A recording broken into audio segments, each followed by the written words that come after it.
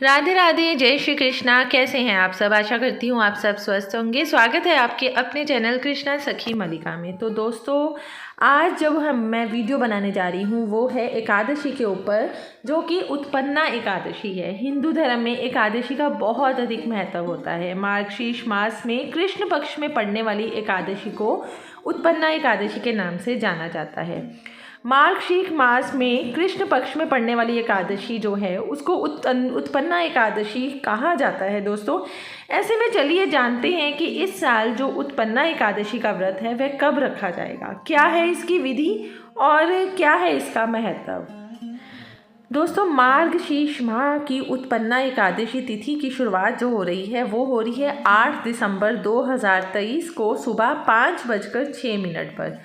इसका समापन 9 दिसंबर 2023 को सुबह 6:31 पे किया जाएगा। ऐसे में उत्पन्ना एकादशी का व्रत आप लोग 8 दिसंबर को ज़रूर रखिएगा। दोस्तों, एकादशी का हमारे जीवन में ना बहुत महत्व है। क्यों मनाई जाती है?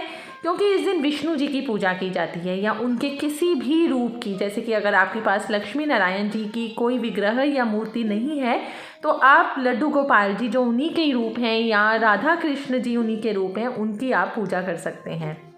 इस दिन उत्पन्ना एकादशी को व्रत भी रखा जाता है और ऐसा माना जाता है दोस्तों कि जो इस व्रत को करता है ना, उसकी सभी मनोकामनाएं पूरी होती हैं और विष्णु जी के साथ माँ लक्ष्मी जी का भी आशीर्वाद मिलता है, जिससे साधकों को जीवन में कभी धन दौलत की कमी नहीं होती। इस दिन हमें दान पुण्य के कार्य भी बेहद ज़रूर करने चाहिए, जो कि बहुत ज़्यादा ना शुभ माने जाते हैं। दोस्तों, एक उत्पन्ना एकादशी के दिन सुबह उठकर सबसे पहले आप लोग स्नान कीजिए, पवित्र होइए और उसके बाद भगवान को जगाइए और उसके बाद उनका स्नान कराइए। स्नान आप गंगा जल से भी करवा सकते हैं या पंचामृत से या कच्चे दूध से भी आप जल से करवा सकते हैं। लेकिन उसके लिए जो आपने जल इस्तेमाल करना है वो बिल्कुल मतलब भी गर्म बहुत ज़्यादा नहीं होना चाहिए और बहुत ज़्यादा ठंडा भी नहीं होना चाहिए। तो इस तरह से मैंने भी भगवान जी को स्नान करवा दिया है और अब हम इनका करेंगे श्रृंगार। तो इस दिन श्रृंगार भी भगवान को ज़रूर करना चाहिए।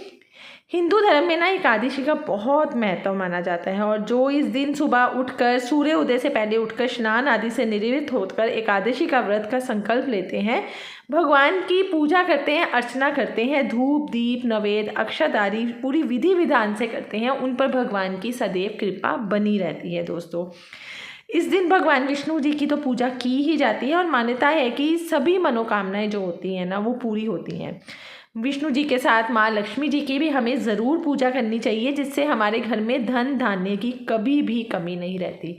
तो चलिए, इसी तरह से आप भगवान की पूजा कीजिए, उनको स्नान करवाइए एकादशी वाले दिन और इस तरह का संकल्प लीजिए कि भगवान हम व्रत करेंगे और एकादशी का व्रत हमें ज़रूर करना चाहिए। दोस्तों, इससे हमारे जो भी पाप होते हैं वो धीरे धीरे नष्ट होते जाते हैं। हमारे अंदर ना सात्विकता, मतलब हम सात्विक बनते जाते हैं, हमारे अंदर पॉजिटिविटी का जो संचार होता है ना दोस्तों, वो बढ़ता जाता है। तो एकादशी व्रत हमें कोशिश करना चाहिए, ज़रूर करने चाहिए। कई लोग तो ऐसे होते हैं जो निर्जल करते हैं, लेकिन मैं वही कहूँगी, बात वहीं पे आके पूरी होती है कि निर्जल व्रत आप तभी कीजिए जब आपका स्वास्थ्य आपका साथ दे। तो कि स्वास्थ्य से बड़ा कोई धन नहीं है।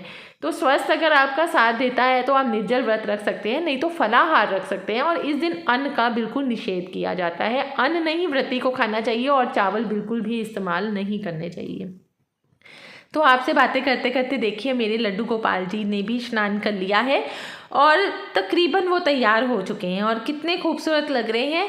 गर्मियों के जो वस्त्र हैं वो तो अब मैंने सभी के सभी एक संभाल के रख दिए हैं और अब जो है सर्दियों के इनको वस्त्र पहनाए जाएंगे, जिसमें मैं आपको बताऊंगी कि सर्दियों में भी इनको किस तरह से मतलब वस्त्र वगैरह पहनाने हैं। तो उसके ऊपर भी मैं आपको डिटेल विधि और किस तरह से पहनाने हैं, क्या क्या वस्त्र पहनाने हैं, किस तरीके से पहनाने हैं, वो भी मैं आपको सारी की सारी वीडियो ज़रूर बताऊँगी। और दोस्तों, इस दिन हमें तुलसी बिल्कुल भी नहीं तोड़नी चाहिए। अगर आप एकादशी वाले दिन तुलसी चढ़ा रहे हैं तो एक दिन पहले दोपहर में या सुबह शाम होने से पहले पहले आप तुलसी दल को तोड़ के अपने पास फ्रिज में रख लीजिए और उसके बाद आप जो ये तुलसी दल है भगवान लड्डू गोपाल जी के जल में भी डाल सकते हैं और उनको जब भोग लगाते हैं तो भोग के समय भी उनको ये साथ में दे सकते हैं तुलसी दल। और इस तरह से चावलों को तो बिल्कुल भी इस्तेमाल नहीं करना होता है, तो मैं चावलों की जगह इस दिन ना सफ़ेद तिल का इस्तेमाल करती हूँ और वो भगवान के ऊपर मैं अर्पित करती हूँ।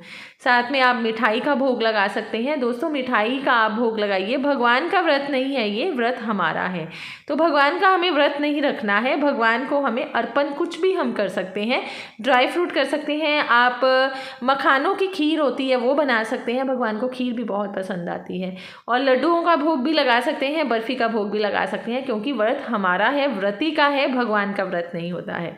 सो इसी तरह से भगवान की अब आप आरती ज़रूर कीजिएगा। अगर आपको आरती आती है तो ठीक है, नहीं आती है तो कोई बात नहीं, ओम नमो भगवते वासुदेवाय मंत्र का जाप आप कर सकते हैं। सो उसके बाद देखिए जब हम भगवान को तैयार कर देते हैं ना, उनको इत्र सेवा ज़रूर देनी चाहिए और उसके बाद हमें दर्पण सेवा ज़रूर देनी चाहिए। तो देखिए हमारे लड्डू गोपाल जी भी कितने खूबसूरत लग रहे हैं दर्पण में।